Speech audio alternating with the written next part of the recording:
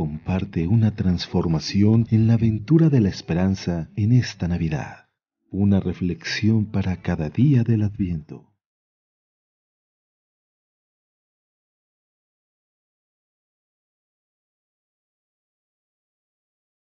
Día 12 del Adviento.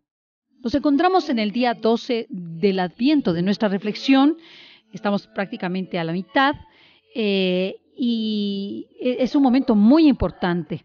Fíjense que dentro de este periodo de tiempo, que estamos justo a la mitad, pues nos damos cuenta que es la celebración de la Virgen de Guadalupe, de Nuestra Señora de Guadalupe.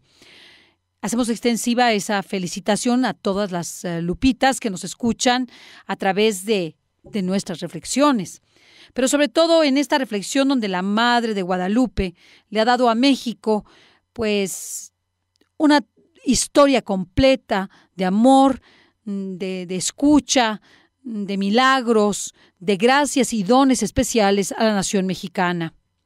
Dentro de este contexto me gustaría, además de que vamos a hablar de la aparición de la Virgen de Guadalupe o de las apariciones de la Virgen de Guadalupe, también quisiera llegar a ustedes en lo que se refiere a la reflexión del Adviento, haciendo un especial énfasis en lo que debe ser nuestro Adviento.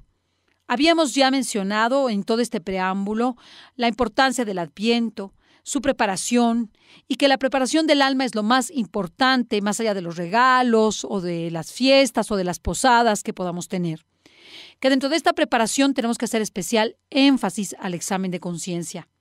Creo que eso es indispensable que lo comprendamos. Hacer un buen examen de conciencia de toda nuestra vida. Un análisis de cada una de nuestras faltas, buscando en la oración, a la luz de la justicia divina, aquello que debemos de reparar. Podemos hacer muchas oraciones y muchos sacrificios, pero si no van acompañados de una especial contrición en nuestro corazón, pues esa oración y esos sacrificios se quedarán cortos. Quizá más vale buscar a esa persona a la que no hemos perdonado y pedirle perdón o perdonarla. Creo que es mucho más importante que todos los sacrificios que podamos hacer. O quizá reparar la falta que hayamos cometido contra nuestra esposa, esposo o hijos que les haya afectado grandemente y tengamos que pedirles perdón de esas faltas, hacerlo, que hacer muchos ayunos. Eso quisiera aclarar que no excluye a lo otro, es decir, el reconocimiento de nuestras faltas y el repararlas con actos positivos no excluyen ni a la oración ni al sacrificio. Pero desde luego Dios prefiere un alma que va al punto fundamental, que no se distrae en muchas oraciones, muchos sacrificios, muchas penitencias y se le olvida lo fundamental, la caridad con los hermanos, la caridad con su esposo, su esposa, sus hijos, sus amigos. ¿Y de qué le sirve tanto orar o tanta penitencia si no perdona a usted a su esposo? O no perdona a su esposa o a sus hijos. Y tiene una rencilla y un rencor con ellos de 20 años o de 15 años o de toda la vida. No servirá ninguna oración porque el mismo Jesucristo en el Evangelio nos dice que si tenemos algo contra nuestro hermano, pues que dejemos nuestra ofrenda y antes de ir a la mesa del Señor, vayamos y arreglemos lo que tenemos con nuestro hermano o nuestra hermana, aquello que tengamos en su contra, y una vez que lo arreglemos, entonces nuestra ofrenda valdrá, y por tanto podremos ir a la mesa del Señor con nuestro corazón abierto, limpio y nuestra mirada segura y llena de paz. Esto es muy importante, así que el examen de conciencia a la luz de los mandamientos, de nuestro estado de vida, ya sea de solteros, de casados, de hijos de familia, de estudiantes, de profesionistas, de seglares consagrados o de religiosos, religiosas y sacerdotes. Todo esto hace que el examen de conciencia tenga especial relevancia dentro de estas características, además del análisis de los mandamientos o de las virtudes. Son los compromisos que como cristiano bautizado he ido adquiriendo a lo largo de mi vida. En este contexto, podré ser mucho más puntilloso y mucho más profundo en el análisis de mis faltas. Si hace falta, valdría la pena escribirlas, con una clave que solamente nosotros sepamos, y hacer una confesión general, y ir una por una reparándola. Si se trata de un acto positivo que debemos realizar, ir y pedirle perdón a fulanita de tal porque hablo muy mal de ella, pues voy y se lo digo, y además hago un sacrificio por ella. Ofrezco una misa, un rosario, una Ave María, un Padre Nuestro, según la gravedad de nuestra falta. Si he robado un dinero, restituirlo. O sea, llegar con el dinero y restituirlo, o hacer el ahorro y restituirlo. Si eso nos supondría algo que no podemos superar en su pena, hacer llegar ese dinero. Hacer llegar ese dinero. Si ya no hay manera de restituírselo a la persona, porque la persona ya no existe, se murió, pues con sus deudos. O hacer esa limosna de ese dinero a los pobres. En fin, cada uno de nosotros sabrá, según su conciencia, cómo puede de manera eficaz y efectiva ir purificando sus pecados. Esto es muy, muy importante que lo hagamos. Ese espíritu de resurgir, ese espíritu de volver a empezar y esa necesidad de convertirnos. Cuando tenemos esa necesidad de convertirnos, vemos que Dios nos pide más y desgraciadamente a veces nosotros cada vez damos menos. Realmente a cada uno de nosotros, como a Lázaro, que Cristo le dijo, ven, sal fuera. Lo que nos puso en movimiento fue esto, ese ve y sal fuera. Qué pena que hay quienes están muertos y no conocen el poder de la misericordia de Dios. Hay que renovar nuestra alegría santa porque frente al hombre que se desintegra sin Cristo, se alza el hombre que ha resucitado con Cristo. Así lo dice San José María Escrivá de Balaguer en su libro Forja. Los afectos de la tierra, incluso cuando no son concupiscencia sucia y seca, envuelven de ordinario algún egoísmo. Normalmente, nosotros envolvemos mucho egoísmo en nuestros afectos y por eso también hay que pedir perdón a Dios. Por la falta de pobreza, por haber malgastado la comida, los bienes, el dinero, en tonterías, en diversiones, cuando hay gente que sufre hambre, que sufre frío, o el hecho de maltratar las flores, la naturaleza, el ambiente, también es una falta. Creo que debemos actualizar incluso los mandamientos en nuestra vida. El desaprovechar las cosas, el desaprovechar el tiempo, el no ser respetuoso con nuestros padres y con nuestras autoridades, el no respetar incluso las señales que están en la vía pública, también es una falta. Todo eso podemos enmendarlo con actos positivos, yendo a pedir perdón, o perdonando, o haciendo, o bien dejando de hacer, o dando una limosna, o haciendo un sacrificio especial y una oración especial por aquellas personas a quienes ofendimos, maltratamos y quitamos algún bien o les quitamos a alguna persona o alguna cosa que pueda afectarlas. Esto es muy importante que lo tomemos en cuenta. Sepamos que en la mayoría de las vidas de los santos, este es un punto trascendental. El que hicieron un examen de conciencia profundo, se dieron cuenta de sus pecados y cambiaron toda su vida. Es el caso, por ejemplo, de San Ignacio de Loyola, que en la cueva de Manresa tuvo ese encuentro con Dios y pudo analizar sus pecados a la luz de la justicia divina. Es muy importante que nosotros busquemos pues esa posibilidad de ese examen de conciencia profundo e incluso hay por escrito excelentes exámenes de conciencia que podemos conseguir en muchas librerías que ponen a la venta este tipo de libros y buscar especialmente en este Adviento ese examen de conciencia, leerlo, escribirlo y acudir a una confesión general que nos sirva para prepararnos para el día de Navidad. El comenzar de nuevo es luchar contra nuestros propios defectos y pasiones hasta el final de nuestros días. La vida cristiana no es compatible con el aburguesamiento, con la comodidad, con la tibieza. En estos días de Adviento aparece la figura de Juan el Bautista en todo momento como un modelo para imitar por sus virtudes, no solamente por su austeridad, sino por esa definición radical que como mártir de la verdad y de la restitución asumió con todas sus consecuencias. preparó de esta forma la llegada del Mesías y también a toda la iglesia, porque seguimos recibiendo la reflexión del Bautista como esa voz que clama en el desierto y nos invita a enderezar el camino del Señor.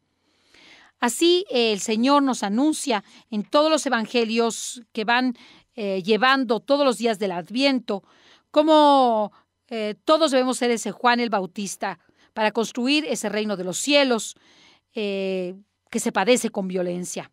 Cómo se esfuerzan todos los santos y se han esforzado todos los santos y se han hecho violencia por conquistarlo. Padece violencia la iglesia por parte de los poderes del mal y padece violencia el alma de cada hombre inclinada al mal como consecuencia del pecado original. Es necesario que luchemos hasta el final de nuestros días para seguir a Dios, a Jesucristo y contemplarle eternamente en el cielo. La vida de un cristiano no es compatible con la comodidad, con el aburguesamiento, con la tibieza, con la indiferencia, con la superficialidad. Hay quien no es capaz siquiera de cambiarse de sitio por Dios, de cambiar sus gustos, de decir una palabra de aliento por Dios, de callar por amor a Dios, de gustar de algunos sacrificios por amor a Dios. Casi nadie lo hace. La mayoría busca sentir gusto, consuelo y placer cuando lo necesario es mortificarse, sacrificarse y dar la vida por los demás. Prefieren los gustos y las vanidades al amor profundo del Salvador en ese pesebre. Entonces, si hacemos lo que no debemos, esperaremos en vano a un Dios que jamás aparecerá en el pesebre. Porque mientras no salgamos a buscar a Dios, mientras no le abramos la puerta cuando nos llama, no lo encontraremos. Así que es un momento especialmente propicio para examinarnos, para luchar contra nuestras propias pasiones, tentaciones, defectos, debilidades y pecados, con carácter, con esfuerzo, con amor, con determinación, que nos costará, pero es una lucha que debe manifestarse con esa fortaleza para combatir las propias debilidades, las propias miserias, con valentía para no enmascarar nuestras propias infidelidades, con audacia para confesar también cuando el ambiente sea contrario a Dios, que es contrario a Dios. Hay que decirlo, hay que denunciarlo. Hay que estar alertas para poder decir esa palabra que es necesaria y que lleva el espíritu cristiano, el espíritu de la restitución. Hoy como ayer del cristiano se espera heroísmo. Heroísmo en grandes contiendas, si es preciso. Heroísmo, y será lo normal, en las pequeñas cuestiones de cada día. Es una lucha la que nos pide Dios a lo largo de nuestra vida, sobre todo en estos tiempos especiales litúrgicos, en donde toda la humanidad es llamada a contemplar de cerca la santísima humanidad de Jesucristo, para que con fortaleza y con piedad, con nuestros actos, podamos, sin abandonarnos por cualquier otra cosa que se nos presente, ir con ese estado de ánimo a transformar nuestra vida, a cambiarla, de vivir de especial manera la caridad con nuestros hermanos, ya que es la caridad la virtud más excelsa. De nada nos sirven los ayunos, los sacrificios, las penitencias, si no tenemos amor. Lo dice el apóstol San Pablo. Porque es la caridad la única virtud que prevalece en el cielo frente a todas las demás. Todos los demás sacrificios, oraciones y penitencias se resumen en caridad que hemos dado a los demás. Esforzándonos por superar nuestro carácter, esforzándonos por superar nuestra mala cara, nuestras preocupaciones y tener detalles de cordialidad, de buen humor, de delicadeza, de alegría, realizando bien el trabajo desde el principio hasta el final, haciendo un apostolado eficaz, mostrando a las almas el amor de Dios con desinterés, buscando su salvación, buscando que se encuentren con Dios, buscando que se transformen en Dios, buscando que vean a ese niño del pesebre con su madre y con José a su lado, pobre, desvalido, pero que ha dado todo porque ha dejado su cielo por nosotros. Necesitamos luchar por aquello que es pequeño, primero, para ir a las grandes empresas. Pero si no luchamos por lo pequeño y no somos fieles en lo pequeño y en lo poco, pues tampoco lo seremos en lo grande. Como lo dice nuestro Señor mismo en el Evangelio de San Lucas. Él nos recuerda la lucha de cada instante, en los detalles, en apariencia pequeños, pero que son grandes a los ojos de Dios. Vivir la puntualidad, el cumplimiento del deber, una sonrisa a quien lo necesite, una limosna a quien nos la pide, un préstamo en la medida de nuestras posibilidades al que nos lo pide sin cobrárselo, una ayuda al que no tiene que comer, un abrigo o un zarape o un poncho a aquel que muere de frío, una oración para aquel que nos la ha pedido, una visita a un enfermo, un pagar lo que debemos sin regateo, en la búsqueda de la justicia, en la práctica de la justicia. Ahí encontraremos la gracia de la caridad y la gracia de Dios. Nuestro amor al Señor debe expresarse en recomenzar muchas veces con ese esfuerzo diario de no dejarnos vencer por la comodidad, por la pereza, que siempre nos están acechando. El diablo no duerme, ni aún en las noches. Nunca duerme, en eso sí es muy diligente. Por eso no debemos dejar de prepararnos para cada batalla, porque a la diestra y a la siniestra están los enemigos que nos acechan, nuestra propia concupiscencia y el mundo y sus acechanzas. No descansemos en esa lucha alegre y con metas concretas, cosas concretas, levantarme temprano, hacer buena cara, hacer bien el trabajo, cumplir con mi deber, pedir perdón de algo que hice mal, aceptar el perdón, perdonar. No debemos descansar en ninguna de estas metas. El Señor está a nuestro lado y quiere que nosotros de verdad nos transformemos en esta Navidad.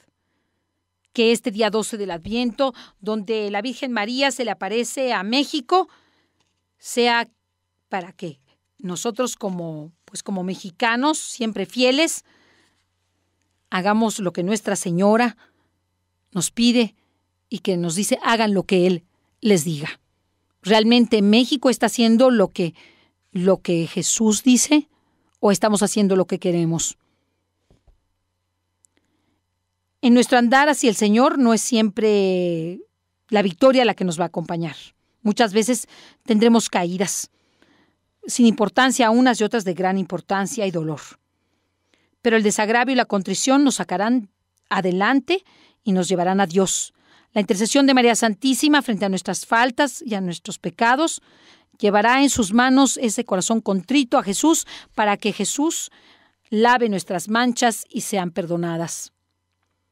En muchas ocasiones oímos al Espíritu Santo, vuelve a empezar, vuélvelo a hacer, empieza de nuevo, vuelve a rezar, vuelve a ir a la misa, vuélvete a confesar, pide perdón, perdona.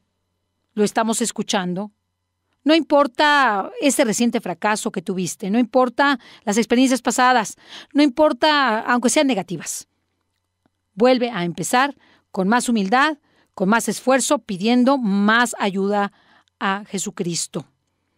En lo humano, la genialidad es fruto normalmente de una prolongada paciencia, de un esfuerzo tan grande, repetido una y otra vez, a pesar de los sinsabores, y mejorado sin cesar. El sabio repite sus cálculos y sus inventos y sus experiencias y sus momentos de su experimento miles y miles de veces y no le importa. Las modifica una y otra vez, no le importa el ridículo, no le importa el tiempo, no le importa el dinero, no le importa nada con tal de lograr sus investigaciones. El escritor, por ejemplo, retoca 1000 veces su obra, la lee, la relee, la corrigen y se la leen otros y se la vuelven a corregir. El escultor rompe una y otra vez los peñascos en sus intentos de hacer una creación mejor. Toda la creación humana, toda es fruto de una perpetua vuelta a empezar y de una perpetua lucha sin descanso. Una lucha de algo que parece una necedad.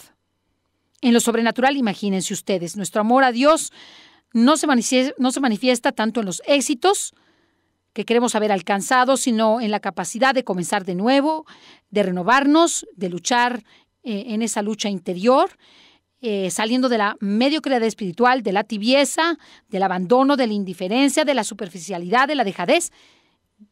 O sea, dejar de dormir en lo espiritual para dejar de estar muertos. El desánimo siempre lleva en el fondo la soberbia y una excesiva confianza de uno mismo. Induce al abandono de los propósitos y de las metas que el Espíritu Santo nos sugirió de manera íntima en nuestro corazón. Así que con frecuencia el progreso de la vida interior viene después de los fracasos, después de que quizás hasta inesperados reveses que nos da el demonio, ante los que reaccionamos con humildad y deseos más firmes de seguir al Señor. Se ha dicho con razón que la perseverancia no consiste en no caer nunca, sino en levantarse siempre. Cuando un soldado está combatiendo, si recibe alguna herida o retrocede un poco, pues lo único, por no ser tan exigente, pues tiene que retomar la batalla y lo curan y vuelve a tomar su punto de partida en la lucha. Los únicos que no reciben heridas son aquellos que no se atreven ni a luchar, aquellos que mediocremente prefieren ocultarse bajo los faldones de otros, hay quienes prefieren ver cómo se caen los otros menos ellos. Quienes se lanzan con más ardor contra el enemigo son quienes seguramente recibirán más golpes, más incomprensión, más persecución y más traición. Pidámosle a la Santísima Virgen, en este día, a la Virgen de Guadalupe, la gracia de no abandonar jamás nuestra lucha interior, aunque sea triste, catastrófica, dolorosa, penosa, y no veamos nada, que lo hagamos con la humildad y la gracia que necesitamos para recomenzar siempre con alegría, con un espíritu positivo cristiano. Y pidámosle hoy a María de Guadalupe ser constantes en nuestro apostolado, en nuestra oración, en nuestro sacrificio, en nuestro deseo de ser verdaderamente santos, para que un día estemos en su presencia, en presencia de Cristo y de María Santísima, María de Guadalupe, en donde nuestra vida sea un continuo fruto, que nos parecía estéril, pero que da frutos, porque era una semilla eficaz, una semilla de santidad, una semilla de amor del verdadero, de caridad ardiente. Así podremos, con las manos llenas, dar mucho fruto a Dios y a María Santísima. Tenemos que levantar y alzar la cabeza, porque se acerca nuestra liberación, como lo ha dicho Jesucristo. De esa forma, los Hechos de los Apóstoles, Pedro y Juan, van al templo y oran y se encuentran con un cojo de nacimiento. Él pedía limosna, así como nosotros le pedimos limosna a Jesucristo. Pedro le dijo: no tengo plata ni oro, pero lo que tengo te lo doy. En el nombre de Jesucristo Nazareno, levántate y anda. De la misma forma, en el nombre de Jesucristo te pido que te levantes y andes. Te pido que perdones o pidas perdón. Te pido que luches y que dejes la tibieza. Te pido que reconozcas tus faltas con humildad y te suplico en nombre de Dios y de María Santísima que no tengas miedo, porque ellos están a tu lado y lo único que te puedo dar en mis palabras es ese aliento, ese consuelo que necesitas en tus lágrimas, en tu soledad, en tus problemas, para decirte: está Jesús contigo. Cristo te ama y Cristo quiere que salgas adelante. No importan tus faltas, no importan tus pecados pasados. Deja esa vida, vuélvete a Dios, lávate la cara, ve a la confesión, renueva tu Eucaristía y en ese sacramento insigne, con profunda devoción, recibe el cuerpo y la sangre de Cristo y toda su divinidad para transformarte. No tengas miedo. La Virgen lo dice en sus manifestaciones por todo el mundo. No tengas miedo a la verdad, no tengas miedo a saberte pecador. No tengas miedo a pensar que Dios no te puede perdonar. Dios puede perdonarlo todo si tú te arrepientes. Dios puede hacer que tú perdones lo imperdonable si tú se lo pides. Como San Pedro, que después de aquella noche perdida en la que no había pescado nada, echa de nuevo las redes al mar, solo porque el Señor se lo manda. Maestro, le dice, toda la noche hemos estado fatigándonos y no hemos cogido nada, pero porque tú lo dices, echaré la red. A pesar del cansancio, ya no es hora de pescar. Esos hombres ya están a punto de recoger las redes, están levantando todo para el otro día, no han pescado nada. Todo lo humano hace pensar, y aconseja que no habrá ningún fruto, no habrá pescados.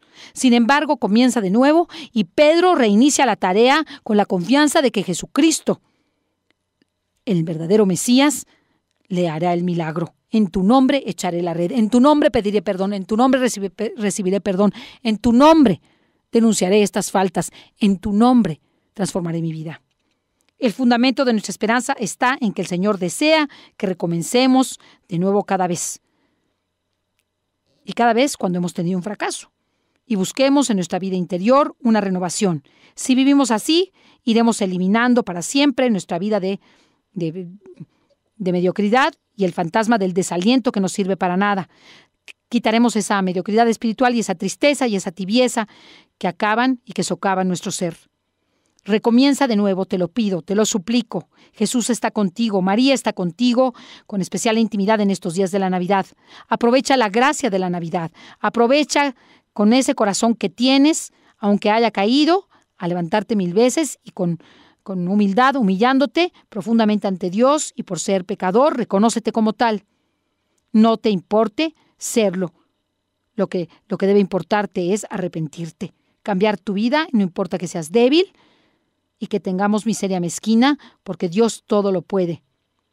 Si resucitó a los muertos, resucitó a Lázaro y hizo tantos milagros, y curó a tantos enfermos y les quitó sus pecados, ¿por qué no lo hará ahora contigo y conmigo? Tú y yo debemos estar prestos a esa transformación. Tú y yo debemos saber que Cristo está con nosotros y que Él personalmente atenderá nuestras necesidades y escuchará, si somos humildes, ese deseo que tenemos de ser santos y de salir de nuestra mediocridad. Ten confianza, ten misericordia con los demás y contigo mismo también, y ten el valor de saber que eres pecador. Reconócelo y reconociéndolo pide perdón a Dios con todo tu corazón, con toda tu alma, con toda tu mente y con todas tus fuerzas para que lo ames de esa misma forma a Dios. Y prosigue hacia el camino de la virtud que habías abandonado. Habíamos dicho que hablaríamos de la Virgen de Guadalupe, de sus manifestaciones a San Juan Diego. Como ustedes saben, la Virgen de Guadalupe se le apareció 4 veces a Juan Diego Cuatlactuatzin en el Cerro del Tepeyac.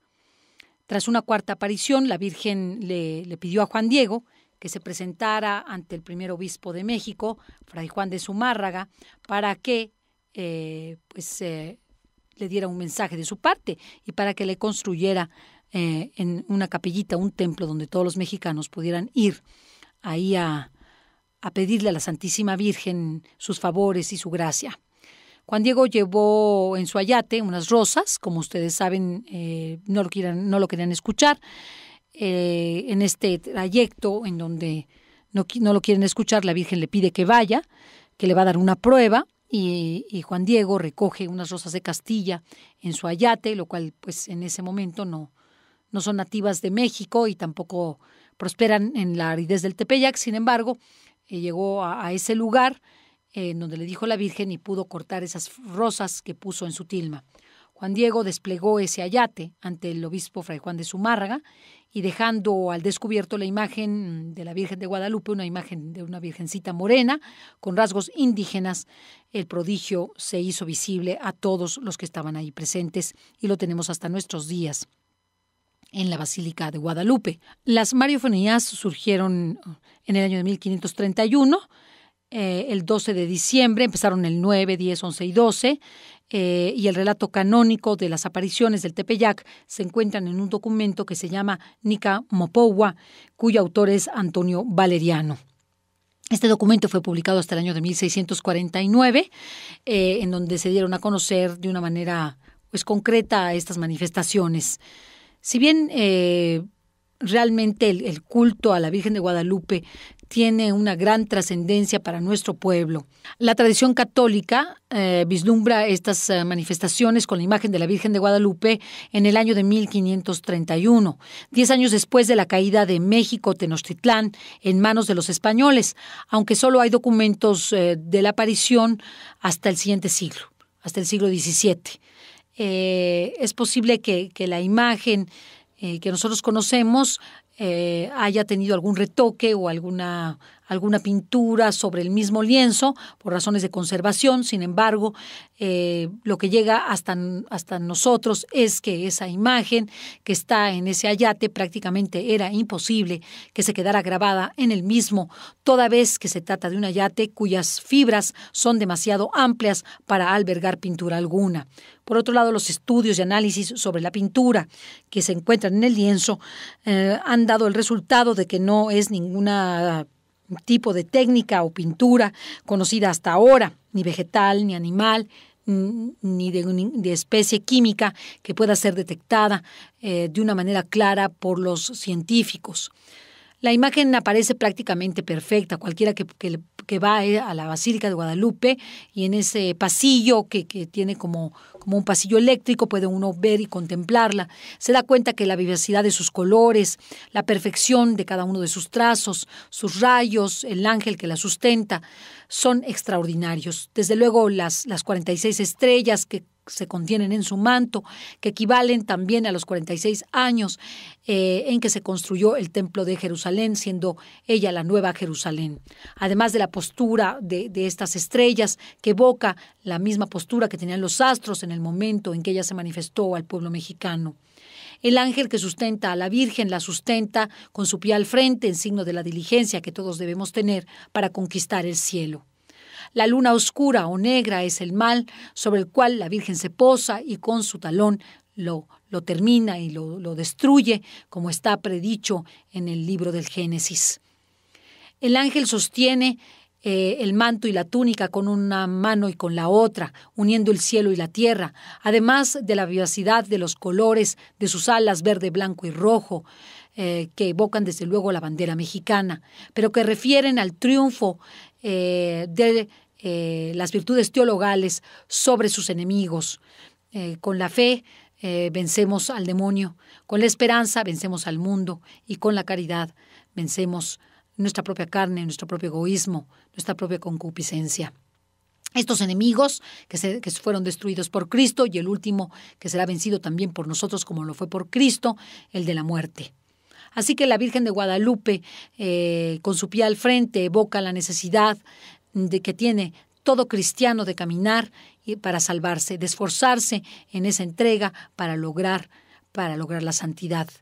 Su broche, con el que se encuentra rematado su cuello, evoca el reinado de los hijos de María, un broche pequeño, esa nueva estirpe de cristianos verdaderos que aparece en otras manifestaciones de la Santísima Virgen, como de la Virgen del Rosario del Pozo en Sabana Grande, Puerto Rico. El rosario entre las manos, que aparece muchas veces entre las manos de la Virgen, aquí aparecen sus manos en favor de plegaria. Con sus manos juntas y ese cinturón que anuda su cintura, donde se ve que la Virgen se encuentra preñada, pero no precisamente del Hijo de Dios, sino de cada uno de nosotros, los cristianos católicos mexicanos. Este pueblo que deberá asumir su responsabilidad para llevar el mensaje del Evangelio y reevangelizar la tierra entera. Su obediencia perfecta de la siempre dulce Virgen María a la Iglesia, en ese cinturón que lleva también en su cintura y que ya hemos mencionado.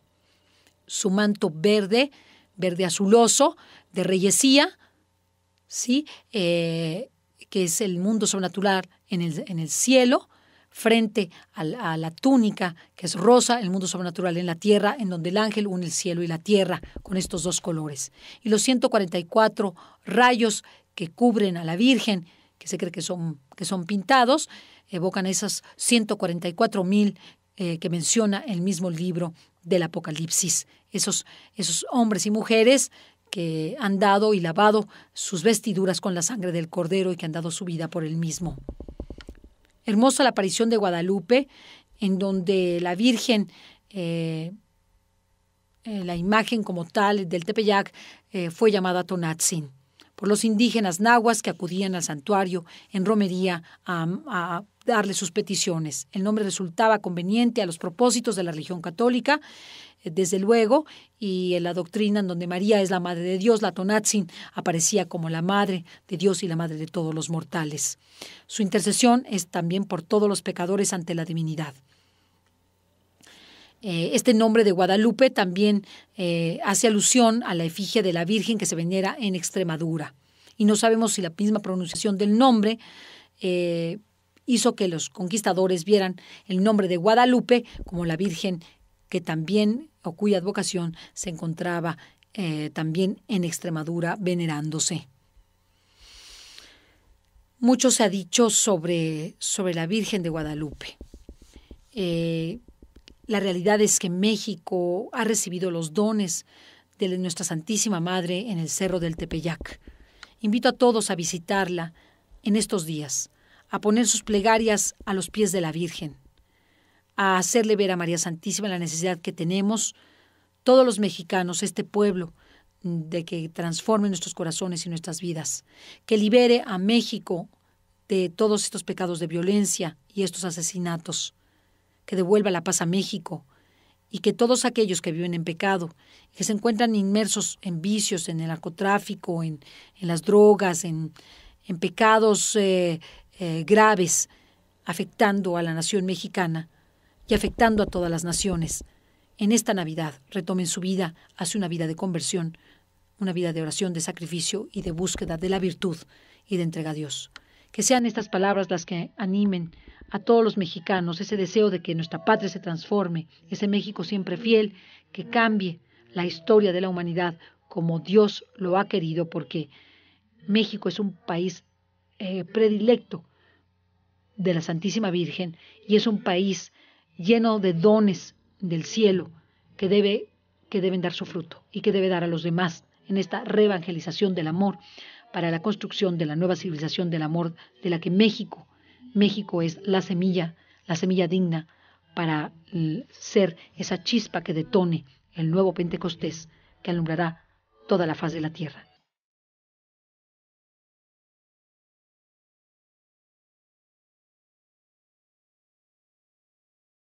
Comparte una transformación en la aventura de la esperanza en esta Navidad. Una reflexión para cada día del Adviento.